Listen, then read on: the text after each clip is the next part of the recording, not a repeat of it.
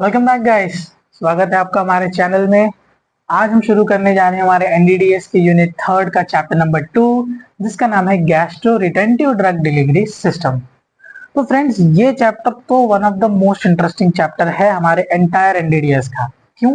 क्योंकि इसको पढ़ने के बाद ऐसा लगता है कि हाँ, हम कुछ फ्यूचरिस्टिक सा कर रहे हैं और बड़ा इंटरेस्टिंग सा कर रहे हैं। देखो, गैस्ट्रो रिटेंटिव मतलब गैस्ट्रो में हम रिटेंटिव करेंगे, रोकेंगे किसको? हमारे ड्रग डिलीवरी के सिस्टम को। अब देखो क्या हो रहा है इसमें, हम क्या करने वाले हैं, थोड़ा बेसिक एनाटॉमी हम समझते हैं। जब भी हम फूड या नॉर्मल ड्रग कंज्यूम करेंगे तो वो क्या होगा कि हम लोग कंज्यूम करेंगे वाया ओरली, माउथ से कंज्यूम करेंगे, स्टमक में जाएगा, इंटेस्टाइन, लार्ज इंटेस्टाइन, सारी चीजें ऑब्जॉर्व होगी एंड देन फाइनली वो सारा प्रोडक्ट बॉडी से बाहर चला जाएगा। ओके, बट हम आज इसी प्रोसेस के विरुद्ध कुछ करने वाले हैं, इसका टोटली अपोजिट बनाने वाले हैं, जो कि गैस्ट्रो रिटेंटिव करने वाले हैं। मतलब हम जो हमारा ड्रग प्रोडक्ट देंगे हम उसको स्टमक में ही रोक के रखेंगे, हम उसको इंटेस्टाइन में नहीं, लार्ज इंटेस्टाइन में नहीं और बॉडी से बाहर नहीं जाने देंगे for particular period of time, so that वो वहीं से स्टमक से हमारी ड्रग ऑब्जॉर्व हो। मतलब gastro retentive drug delivery system में हम लोग क्या करते हैं कि हम हमारे जो ड्रग का सिस्टम है उसको हम स्टमक में ही रोक के रखते हैं और वहीं से ड्रग को ऑब्जॉर्व कराते हैं।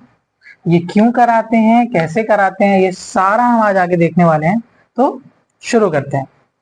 तो देखो डेफिनेशन क्या कह रहा है कि GRDDS is an approach for prolong gastric residence time. मतलब हम क्या कर रहे हैं, गैस्ट्रिक रेजिडेंस टाइम को बढ़ा रहे हैं, दवा को पेट में रहने के टाइम को हम बढ़ा रहे हैं, thereby targeting specific site for drug release. और हम लोग क्या करते हैं, हमारी स्पेसिफिक साइट को टारगेट करते हैं फॉर आर ड्रग रिलीज, जैसे कि upper gastro intestinal tract, GIT का अपर पार्ट हमारा stomach. Then for local systemic effect. अब गैस्ट्रिक रीजन क्या बोल रहा है कि can remain gastric region for long period, hence it is significantly prolong gastric retention time of drug. मतलब कि ये हमारे स्टमक में ज्यादा देर के लिए रह सकता है, significantly longer period of time के लिए, एंड इसीलिए हमें प्रोलॉन्ग गैस्ट्रिक रिटेंशन टाइम देखने के लिए मिलता है ड्रग का।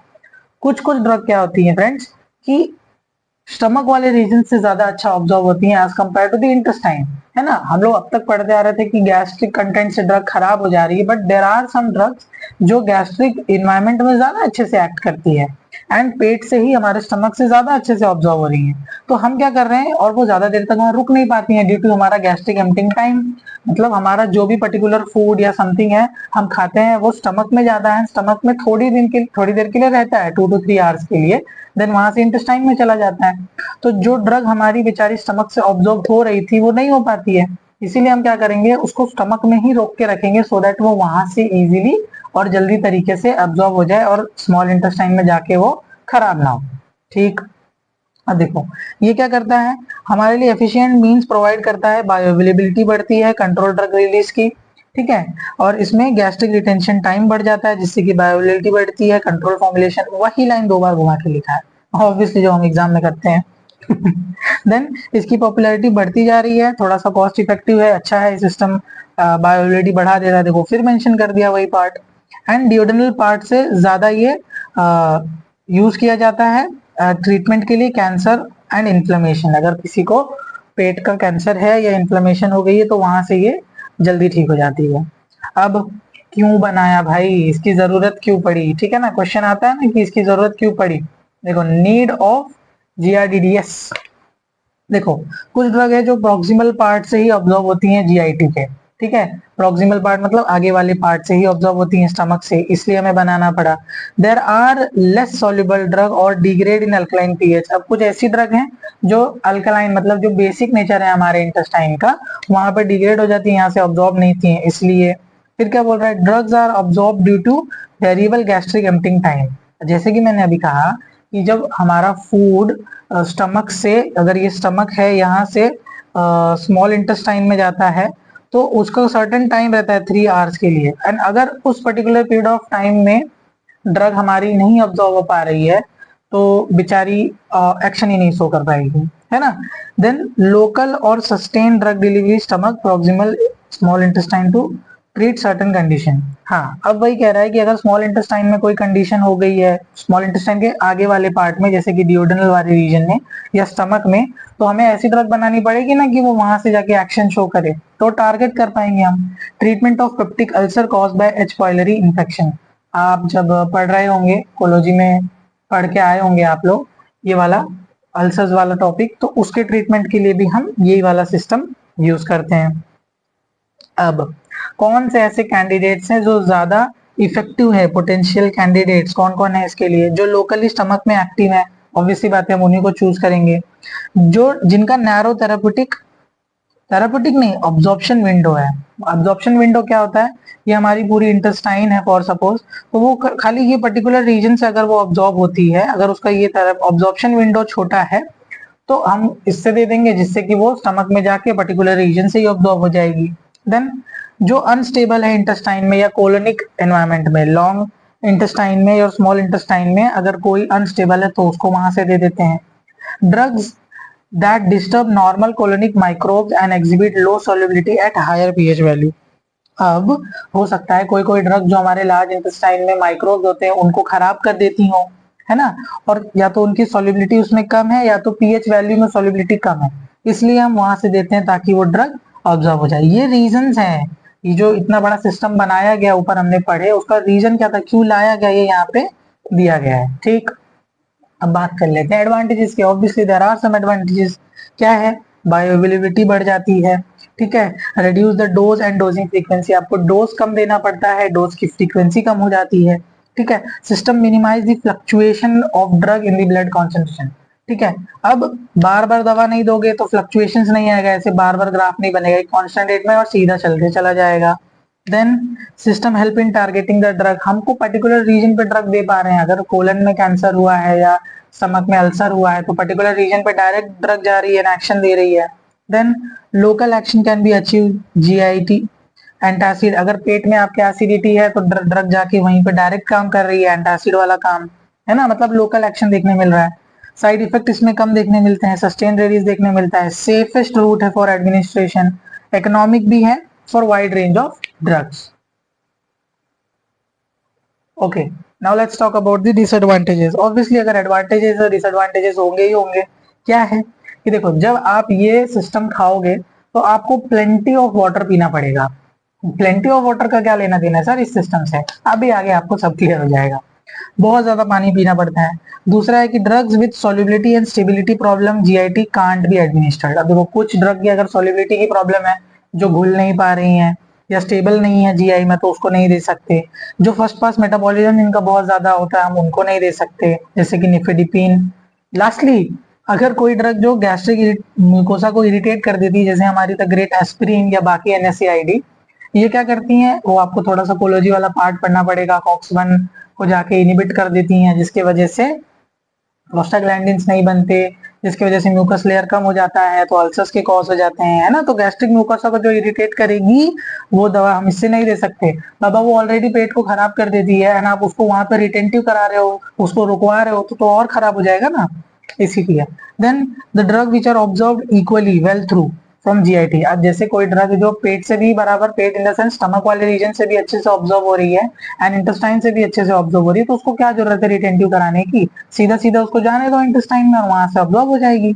ओके, अब द मेन थिंग, इतनी बात पंचायत हम कर रहे हैं अप्रोचेस के लिए कि इसमें से देखो हम पढ़ने वाले हैं, 2-4 चीजें पढ़ेंगे, उसमें से कोई एक एग्जाम में पूछ लेता है, सीधा आपको ऑप्शन देता है कि सब मत बताओ, जो भी आप पढ़े हो गैस्ट्रो रिटेंटिव में कोई एक बता दो। तो ये बहुत अच्छा है, इसमें आप 1-2 कोई भी 3 पढ़ के रख सकते हो एंड मस्त वहां एग्जाम में लिखने मिल जाएगा, क्योंकि इतने ज्यादा हैं अप्रोचेस कि आप सब नहीं लिख पाओगे 7 नंबर या 10 नंबर में भी, ठीक है। तो 1-2 पढ़ना अच्छे से एंड जो मन में आ जाए उसको वहां पे लिख देना। अब देखो हमारा मेन एम क्या है, इसको देखने से पहले मेरी बात सुनो। हमारा मेन एम क्या है, हमको ड्रग को पेट में रोकना है, स्टमक में, ये हमारा स्टमक है, इसमें हमको ड्रग को रोकना है हमारे सिस्टम को, ठीक। अब 2 तरीके से रोक सकते हो। पहला है कि इसको जो हमारे स्टमक का कंटेंट है उसके ऊपर ठहरा दो, ठीक है। ये अगर हमारे स्टमक का कंटेंट है तो उसके ऊपर इसको ठहरा दो तो ये यहाँ रुका रहेगा, ठीक।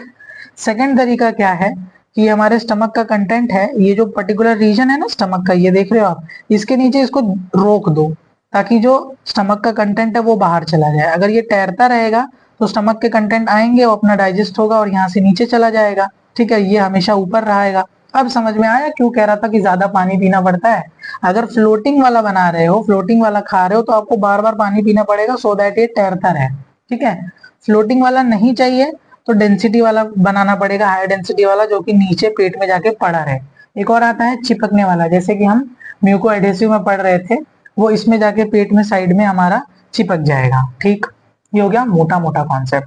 अभी आपने सर इतना इजीली तो बोल दिया कि उसको तैराना है, ठीक है, हमारे पेट के स्टमक कंटेंट के ऊपर उसको फ्लोट कराना है। कैसे कराएंगे भाई, कोई तरीका तो होगा, वो अभी हम आगे देखेंगे। स्टिक कराने वाला इसका तरीका देखेंगे, ये नीचे सिंक कराने वाला इसका तरीका देखेंगे। ठीक, अब हम लोग शुरू करते हैं।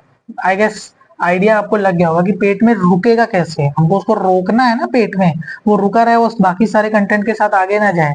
तो एक है आप उसको ठहरा दो, ऊपर फ्लोटिंग करा दो, फ्लोटिंग सिस्टम या लो डेंसिटी सिस्टम बोलते हैं, हाई डेंसिटी सिस्टम बोलते हैं, और एक चिपकने वाला भी आता है म्यूको एडेशन वाला, वो आगे देख लेते हैं।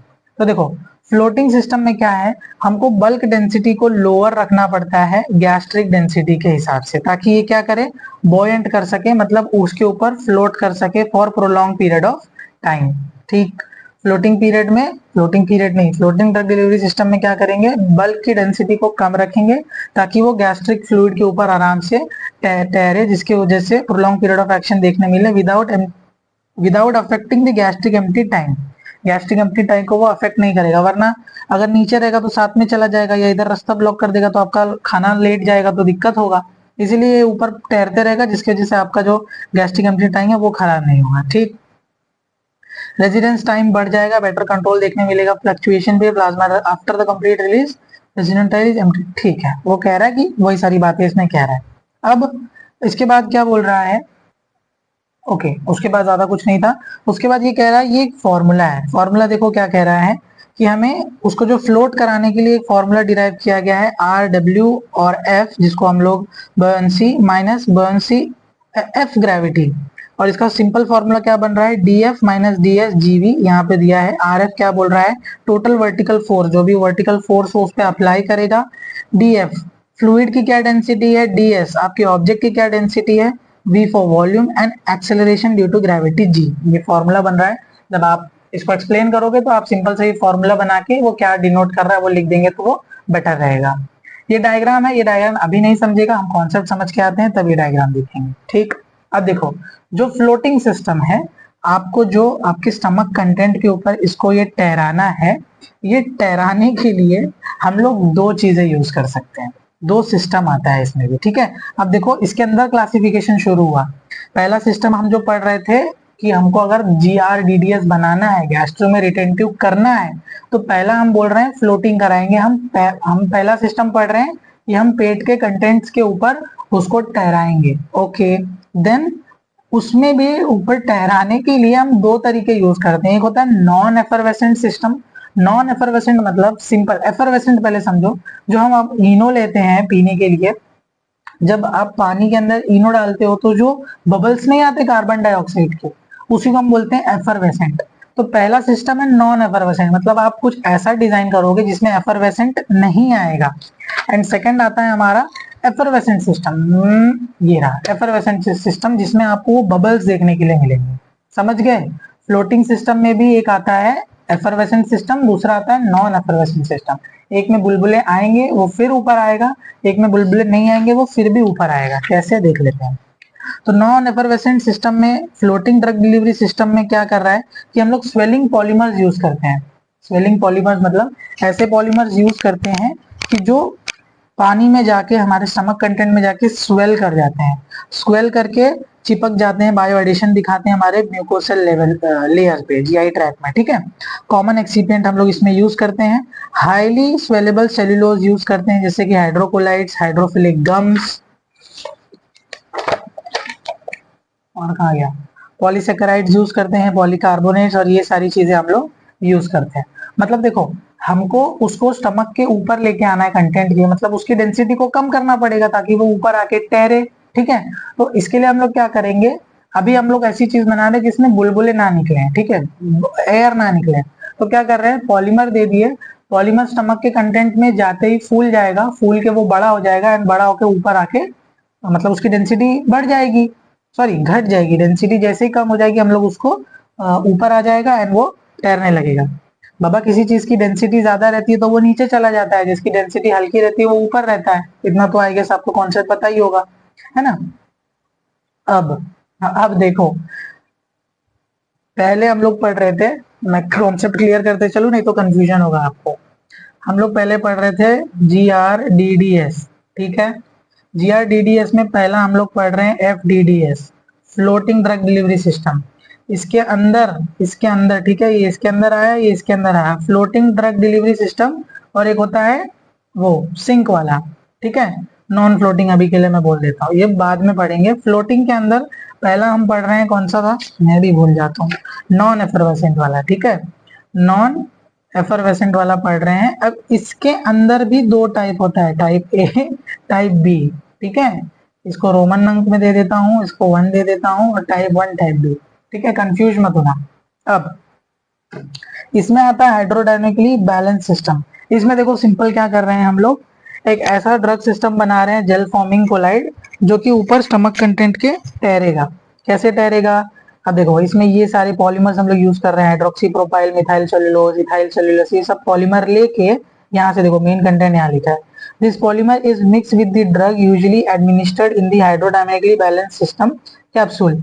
अब इसमें क्या कर रहे हैं, ये पॉलीमर को हम लोग सारे कंटेंट के साथ मिला के एक कैप्सूल में बंद कर दे रहे हैं। जब आप ये ड्रग कंज्यूम करोगे, ओके आपको दिख ही नहीं रहा है, आई एम सॉरी, अब मैंने ध्यान दिया, very sorry for that guys. वो ऊपर रख के मैं पढ़ाना ही शुरू कर दिया फ्लो में, ठीक है। यहाँ लिखा है, क्या बोल रहा है कि आप ये सारे कंटेंट को मिक्स करके आप कैप्सूल बना दोगे, देन आप इसको पर्सन को कंज्यूम कराओगे।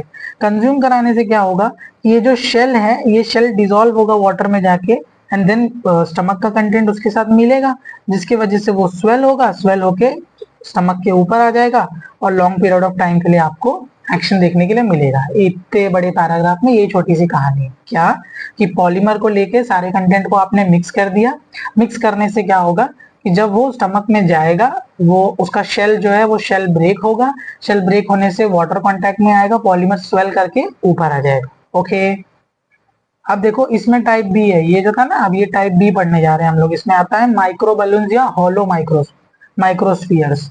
अब ये क्या कह रहा है, इसमें भी हम लोग हॉलो स्फीयर्स लेते हैं, ऐसे गोले लेते हैं जो खाली रहते हैं अंदर से।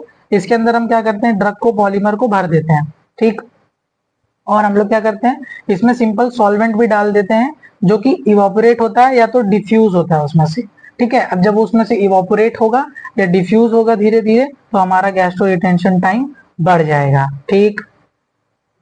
एंड देखो माइक्रो बलून्स के बारे में बात कर रहा है कि ये माइक्रो बलून्स भी स्टमक में जाके स्टमक कंटेंट्स के साथ रिएक्ट करके पॉलीमर स्वेल करते हैं। तब ये बलून्स फ्लोट करते हैं continuously over the acidic dissolution media containing surfactant for more than 12 hours. 12 hours तक उसमें क्या करते हैं, ये फ्लोट करते हैं। देखो यहाँ दिया है, ऑल वाटर इमल्शन था, ये गया फ्लोट हो गया, ड्रग धीरे धीरे डिफ्यूज हो गई, फिर यहाँ से भी डिफ्यूजन हो गई, यानी ये लास्ट में एम्प्टी हो गया। आज इस वाले पार्ट में बात कर लेते हैं हम लोग एफरवेसेंट सिस्टम के। अब ये सेकंड पार्ट आ गया, ठीक है। अब इसमें क्या हो रहा है कि अब जब हम ड्रग देंगे, तो जो सिस्टम देंगे उस सिस्टम में क्या होगा, उसमें पॉलीमर स्वेलअप करके ऊपर आ रहे थे, इसमें पॉलीमर्स की जरूरत नहीं है। इसमें वो सिस्टम स्वेल करेगा, स्वेल करके उसमें एयर भर जाएगी एंड देन वो ऊपर आ जाएगा। कैसे, देखो एफरवेसेंट वाले सिस्टम में हम लोग ऐसे बनाते हैं, जिसमें हम एक फ्लोटिंग चेंबर बना देते हैं। फ्लोटिंग चेंबर मतलब जो तैरेगा, जिसके अंदर हम लोग फिल कर देते हैं वैक्यूम या एक नॉन इनर्ट गैस भर देते हैं हम लोग। इनर्ट गैस रहेगी उसमें, जो कि हमारे बॉडी के साथ कुछ भी रिएक्ट नहीं करेगी, कोई हमें प्रॉब्लम क्रिएट नहीं करेगी। जब ये बॉडी में इंट्रोड्यूस होगा तो वोलेटाइजेशन होगा, जिसके वजह से उसके अंदर एयर फिल हो जाएगी, एंड या तो ऑर्गेनिक सॉल्वेंट रहता है जो कि रिएक्ट करेगा ऑर्गेनिक एसिड्स के साथ में या बाइकार्बोनेट सॉल्ट के साथ में, एंड देन वो फूल के ऑटोमेटिक धीरे धीरे स्टमक के ऊपर आ जाएगा। मतलब आप खाओगे नॉर्मली, आपके स्टमक एसिड कंटेंट से वो रिएक्ट करके उसमें रिएक्शन होगी, गैस बनेगी एंड वो धीरे धीरे फूल के स्टमक के ऊपर आ जाएगा। इसमें भी दो टाइप है, एक वॉलेटाइल लिक्विड या वैक्यूम कंटेनिंग सिस्टम, दूसरा है गैस जनरेटिंग सिस्टम। ठीक है, वोलेटाइल लिक्विड रहेगा, जब वो स्टमक में जाएगा वोलेटाइल होगा धीरे धीरे और वो ऊपर आ जाएगा। एंड गैस जनरेटिंग में ऑटोमेटिक वो गैस जनरेट करके ऊपर आ जाएगा। कैसे, यहाँ नीचे दिया है देखो, ये रहा इन्फ्लेटेबल सिस्टम। इसमें भी सिंपल है, आप एक इन्फ्लेटेबल चेंबर बनाओगे जिससे कि वो मतलब वो फूलेगा। आप क्या करोगे, इस चेंबर में सारे कंटेंट्स डाल के मिक्स कर दोगे, आपका ड्रग एक्सीपिएंट सारी चीजें आप इसमें डाल दोगे। ये जब आप कंज्यूम करोगे पेट में जाएगा तो क्या होता है कि ये कहाँ गया वो, ये रहा, गैसिफाइज होता है बॉडी के टेम्परेचर पे। जब ये स्टमक के अंदर चला जाएगा तो वहां जाने के बाद क्या होगा, ये बॉडी के टेम्परेचर से ही ये गैसिफाई होने लगेगा। मतलब इसका टेम्परेचर 37 डिग्री सेल्सियस से कम होगा जिसपे ये इवापोरेट होने लग रहा है। एंड जब इवापोरेट होने लगेगा तो धीरे धीरे क्या करेगा, स्टमक के ऊपर आ जाएगा। एंड वहां से पॉलीमर मैट्रिक्स से धीरे धीरे कैप्सूल के फॉर्म से धीरे धीरे ड्रग उसमें से रिलीज होते रहेगा। ओके, ये था इन्फ्लेटेबल। देन आता है बायोएडेसिव सिस्टम। ये वही सरफेस पे जाके चिपक जाएगा, binds to the gastral epithelial mucin tissue पे, और वहां पे चिपक के ज्यादा देर तक एक्शन शो करेगा। अब इसके चिपकने के तीन तरीके हैं। हाइड्रेशन, एक में आप जब लार्ज अमाउंट ऑफ वाटर पियेंगे तो इसका जो सरफेस है वो स्टिकी हो जाएगा और वो चिपक जाएगा। बाइंडिंग मीडिएटेड, मतलब जो बहुत सारी बॉन्डिंग होती है, फिजिकल बॉन्ड, केमिकल बॉन्ड, लिखा होगा इसमें, van der Waals forces and other interaction से क्या होगा, ये चिपक जाता है। And lastly receptor mediated, receptor mediate में मतलब स्पेसिफिक रिसेप्टर साइट या सेल्स होती हैं जिसपे ये जाके वहां पे इंटरेक्ट करके चिपक जाता है एंड ड्रग को रिलीज करता है। ये हो गया। यहां से हमारा सेकंड टाइप सिस्टम चालू हो रहा है जिसको मैंने लास्ट वीडियो में आपको बताया था, हाई डेंसिटी सिस्टम। मतलब इसमें क्या कर रहे हैं, उसमें हम लोग स्टमक के ऊपर उसको ठहरा रहे थे। अब अगर ऊपर वाला नहीं ठहराना है तो आप हम क्या करेंगे, उसको नीचे रखेंगे स्टमक के लोअर वाले पार्ट में। अब देखो, हाई डेंसिटी सिस्टम बनाने में थोड़ा सा दिक्कत ये है कि आपको जो स्टमक की डेंसिटी है, उसमें की जो डेंसिटी, उससे आपको उसको ज्यादा रखना पड़ेगा। एंड उसको ज्यादा रखने के लिए आपको उसमें ड्रग ज्यादा डालनी पड़ती है, उसको आपको कोटिंग करनी पड़ती है। ठीक है, ताकि वो क्या करे, स्टमक के नीचे रहे। अब देखो ये क्या बोल रहा है, इसमें जो सिस्टम की डेंसिटी है वो रहती है 3 ग्राम सेंटीमीटर क्यूब। ठीक है, पर सेंटीमीटर क्यूब रखनी पड़ती है antrum part of the stomach के हिसाब से। ठीक है, ताकि ये वहां पे रह सके और पेरिस्टाल्टिस मूवमेंट को वो रेजिस्ट कर सके। अब इसका मेजर ड्रॉबैक यही है कि इसको मैन्युफैक्चर करने के लिए हाई अमाउंट में ड्रग डालना पड़ता है, मोर देन 50%, ताकि डेंसिटी जो है 2.5 ग्राम सेंटीमीटर पर क्यूब के हिसाब से हो जाए। हाई डेंसिटी का यही 2-3 मेन पॉइंट है कि हमको डेंसिटी हाई रखनी पड़ती है, बनाने में थोड़ा एक्स्ट्रा कॉस्ट आता है, स्टमक की डेंसिटी इतनी है, हमको डेंसिटी इतनी रखनी पड़ती है। ठीक है, अब देखो फॉर्मुलेशन, नॉर्मल स्टमक की कंटेंट डेंसिटी कितनी है, 1.0 मतलब 1 ग्राम सेंटीमीटर क्यूब के आसपास है, और आपको रखना पड़ेगा 2.5 के आसपास। ठीक है, ताकि वो सेटल डाउन हो सके नीचे। हैवी कोर बनाना पड़ता है जिसकी वजह से इनर्ट मटेरियल इसमें डालने पड़ते हैं, जैसे कि iron powder, barium sulphate, zinc oxide, titanium oxide. ये सब डालने से ही उसकी डेंसिटी बढ़ती है 1.5 से 2.4 तक। ठीक है, अगर 2.5 तक ही हो जाएगी तो सही रहेगा, तब वो सही तरीके से देगा। बट द थिंग इज कि ये कॉन्सेप्ट सामने लाया गया है, बट कोई ऐसा सिस्टम अभी तक कोई बनाया नहीं है, ना कोई मार्केट में भेज रहा है। Not observed, no system has been marketed. देखो ऐसे स्टमक के नीचे डायग्राम बनाना ही नहीं पड़ रहा है, डायरेक्ट मिल जा रहा है। अब इसमें ही ये हो गया डेंसिटी वाला नीचे। अब इसमें राफ्ट फॉर्मिंग। राफ्ट मतलब क्या होता है, ऐसे टाइटैनिक में देखा था ना आपने, राफ्ट रहता है, ये ऐसे राफ्ट फॉर्मिंग सिस्टम हम बनाते हैं। ये भी देखो कैसे बनता है कि ये एंटासिड के ज्यादा रूप में देखने के लिए मिलता है। क्या होता है इसमें, देखो लिखा है formation of viscous cohesive gel. जब आप इसको कंज्यूम करेंगे तो एक विस्कस कोहेसिव जेल बन जाता है, जो कि गैस्ट्रिक फ्लूइड में आने के कांटेक्ट में आने के बाद बनता है। हर एक लिक्विड इसमें स्वेल करता है और एक कंटिन्यूअस लेयर बना लेता है राफ्ट के जैसा। ऐसे ऐसे वो स्वेल होगा और एक कंटिन्यूअस क्या करेगा, लेयर बना लेगा। ठीक है, जिसकी वजह से, और क्या बोल रहा है, on the float on the gastric fluid bulk is created, formation of CO2। CO2 भी इसमें से थोड़ा सा एमिट होता है। जल फॉर्मिंग एजेंट इसमें एल्जिनिक एसिड डालते हैं, बाइकार्बोनेट डालते हैं हम लोग, सोडियम बाइकार्बोनेट, एसिड न्यूट्रलाइजर। ये राफ्ट बना के उसके ऊपर तैरता रहता है, जिसके वजह से आपको वो एसिड न्यूट्रलाइज करके दे देता है। ठीक है, तो पढ़ाते पढ़ाते माइक डिस्चार्ज हो गया गाइस, तो यहाँ से थोड़ी आवाज़ में चेंजेस हो गई होंगी, sorry for that, please manage. अब हम लोग बात कर लेते हैं एप्लीकेशंस की कि GRDDS के एप्लीकेशंस क्या हैं। बहुत ही सिंपल, बहुत ही स्वीट एप्लीकेशंस हैं। क्या, बायो अवेलेबिलिटी बढ़ जाती है, एज ऑब्वियस हमें कंट्रोल रिलीज देखने के लिए मिल रहा है। ठीक है, एंड नॉन GRDDS के कंपैरिजन में इसमें ज़्यादा हमें बायो अवेलेबिलिटी देखने के लिए मिलती है। Site specific drug delivery system, मतलब जैसे कि मैंने कहा कि किसी को अगर कोलन का कैंसर हो गया है या अल्सर्स हो गए तो ड्रग वहाँ डायरेक्ट जाके रिलीज हो रही है। इसमें फुरोसेमाइड का एग्जांपल दिया है कि फुरोसेमाइड की स्लो डिलीवरी होती है स्टमक से, जिसकी वजह से सडन एक्सपोजर नहीं होता बॉडी में, and therapeutic level prolong period of time के लिए मेंटेन रहता है, एंड साइड इफेक्ट देखने के लिए कम मिलता है। सस्टेन रिलीज की बात करें तो जब ये जो पायरोलिक ओपनिंग होती है वहाँ से ज़्यादा dose, large amount of dose नहीं जाता है, जिसकी वजह से सस्टेन रिलीज हमें अच्छे से देखने के लिए मिलता है ओवर दी 16 आवर्स के लिए। Then enhance drug absorption, obvious सी बात है, अगर पर्टिकुलर रीजन से होगा तो ज़्यादा ऑब्जॉर्प्शन देखने को मिलेगा, मैक्सिमाइज होगा absorption. And lastly minimum adverse active to colon.